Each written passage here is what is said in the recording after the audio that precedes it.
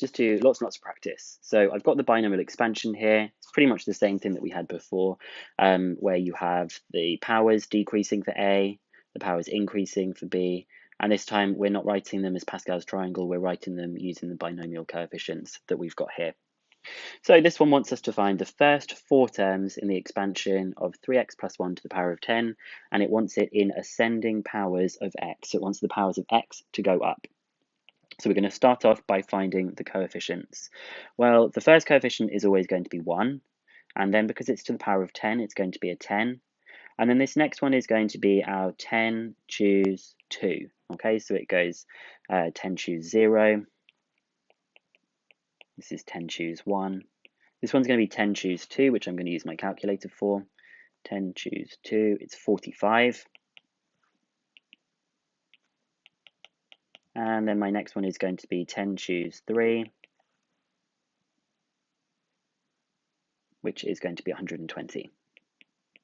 Now it's worth noting, I could have used those other formulae. The other formulae say that it goes 1, n minus 1 over 2, or n minus 1, n minus 2 over 3 factorial. Let's just quickly think about that. Well, obviously the 1 is 1, the n is going to be 10.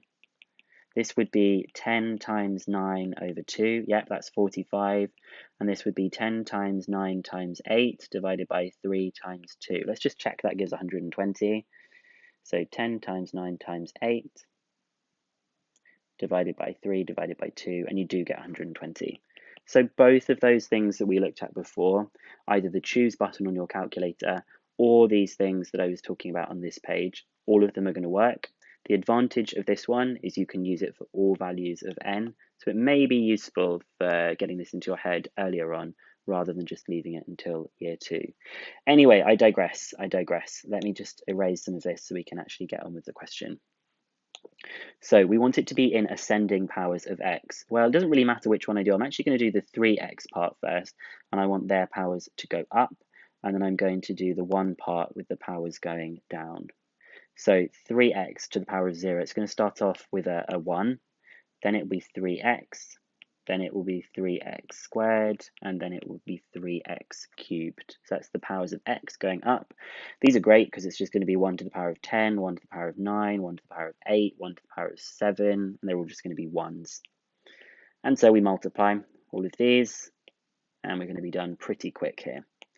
So 3x plus 1 to the power of 10. You'll notice, sorry, just one quick thing. I switched the order of these around because I wanted the x powers to be going up. But it doesn't matter which way around these two things are, because 1 plus 3x or 3x plus 1 is going to be the same thing when you do it to the power of 10. So these first things multiplied, it's just going to be a 1. These next things multiplied, that's just going to be 10 times 3x. I'm not going to bother with the 1s anymore. The next thing is going to be 45 times 3x all squared. And then we've got 120 times 3x all cubed. So that becomes 1 plus 30x plus 45 times 3 squared. It's 405, and that's x squared. And we've got 120 times 3 cubed, which is 3240 x cubed. And we can stop there because I only wanted the first 4 terms. So that's why I have x to the power of 0, 1, 2, and 3. Okay, let's try another one. So this one, it wants us to find the first 3 terms in this expansion, and again in ascending powers of x. So we could use Pascal's triangle if we wanted to, but I'm going to do the coefficients, which I know go 1, and then 7, which is n, and then we're going to do 7, choose 2, which is 21, and then I'm going to do 7, choose 3. Oh, and he wants the first 3 terms, so I can actually just stop there. And it wants it to be ascending powers of x. Well, let's do the 2 powers going down and the minus a third powers ascending going up. So that would be 2 to the power of 7, 2 to the power of 6, 2 to the power of 5, and then we've got the 1 minus a third x. So the first one's the power of 0, then we've got the power of 1, and then we've got the squared part that we have here. So we're going to multiply as we go down, which means that 2 minus a third x to the power of 7 is just going to be 2 to the power of 7. I'm ignoring those 1s. plus 7 times 2 to the power of 6 times minus a third x plus 21 times 2 to the power of 5 times by minus a third x all squared.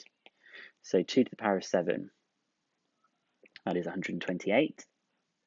7 times 2 to the power of 6, that's 448. Oh, hang on, I forgot about the third. I also need to multiply that by a third. And it's going to be a negative because of the negative, so it's going to be minus 448 over 3x. And then this last part, is it going to be positive or negative? Well, it's going to be positive because of the negative part being squared, so I'm not going to worry about that too much. So it's going to be 21 times 2 to the power of 5. It says it's being multiplied by a third squared. I'm actually just going to be a bit lazy, and I'm just going to, instead of multiplying it by a third squared, I'm going to divide it by 3 and divide it by 3. It's the same thing. So it's going to be plus 224 over 3. 224 over 3 x squared. So it's got to get really good at using your calculator. I personally hate typing in fractions, so when I see a third, I just write divide by 3. When I see a third squared, I write just divide by 3, and your calculator will know what to do. So I think we've got one more before you have a go at exercise 8C here. This time I want the first 4 terms in this expansion. So I don't want all of them, and I want it in terms of ascending powers of x. So I'll start off with my coefficients. We know it's going to go 1, then 5, then it's going to be a 5 choose 2. Let's check out what this is. 5 choose 2 is 10. I think I should remember this one. And then we're going to do 5 choose 3, which is a 10. And then 5 choose 4 is a 5. It looks like I've already got 4 terms, haven't I? 1, 2, 3, 4. Yeah, I can actually stop there. So I will do ascending powers of x. That means I want the x powers to go up. I want the minus 2y powers to go down. So I'm going to start off with the 0 power, power of 1, power of 2, power of 3. And for the y powers, I'm going to start off with the minus 2y, and it's starting off with the big power, power of 5, power of 4, power of 3, and power of 2. Again, you should check how the powers are always adding up to 5, and I can see that the powers are still always adding up to 5. And then I'm going to go down these lists, and I'm going to multiply them all together. So 3x plus 2y to the power of 5 is going to be equal to 1 times minus 2 to the power of 5. Well, a negative number to the power of 5 is going to be negative, and 2 to the power of 5 is going to be 32. So it's minus 32y to the power of 5.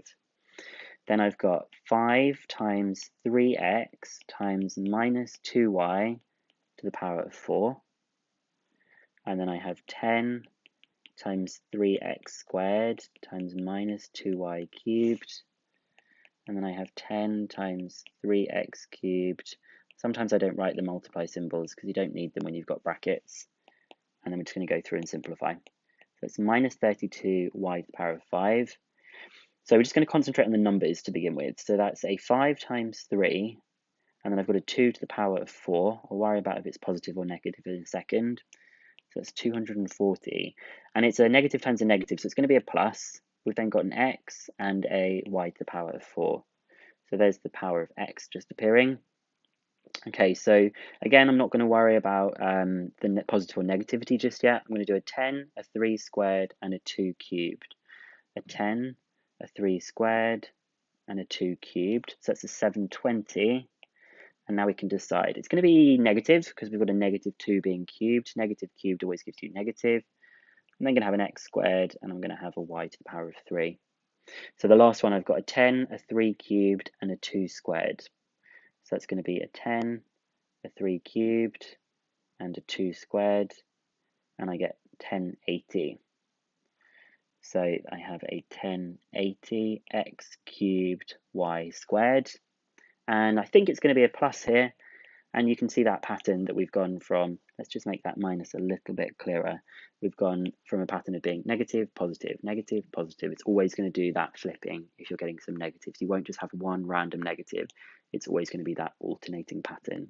So now you can have a go at doing some of the questions from exercise 8C. I really like organizing my page like this and just find it a bit easier. And you need to get good at using your calculators.